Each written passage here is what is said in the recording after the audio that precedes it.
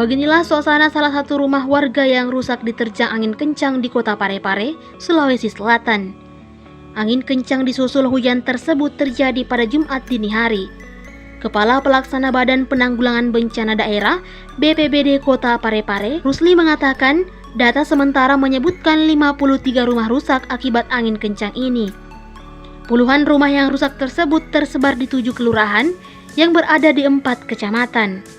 Data kelurahan yang telah divalidasi tersebut yakni Kelurahan Lompoe sebanyak 10 rumah, Watang Bacukiki 5 rumah, Labukang 6 rumah, Tirosompa 17 rumah, Ujung Sakbang 4 rumah, Bukit Indah 10 rumah, dan Watang Soreang 11 rumah. Selain atap rumah warga terbang, angin kencang ini juga menumbangkan sekitar 20 pohon.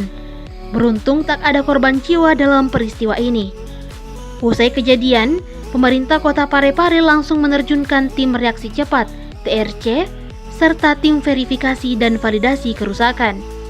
Itu dilakukan Badan Penanggulangan Bencana Daerah Kota Parepare. Kepala Pelaksana BPBD Parepare, Rusli menambahkan TRC bertugas menindaklanjuti gangguan-gangguan terhadap fungsi pelayanan umum, seperti mengevakuasi pohon tumbang yang menutup jalan. Tim BPBD juga akan segera mengirimkan bahan material bangunan kepada korban bencana jika datanya sudah lengkap. Jam 3 dini hari ada angin kencang. Angin kencang pertama itu belum mengakibatkan beberapa pohon tumbang. Namun setelah 1 jam berikutnya angin kencang disertai hujan deras, ada beberapa pohon tumbang sekitar 20 di beberapa kelurahan Kota Parepare. Begitupun dengan kejadian atap rumah warga yang kena musibah angin kencang. Ini upaya dari BPBD apa ini?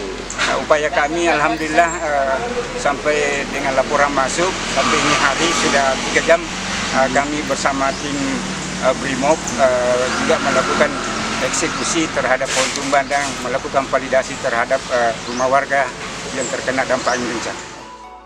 Dari Parepare, tim liputan Pijar Channel.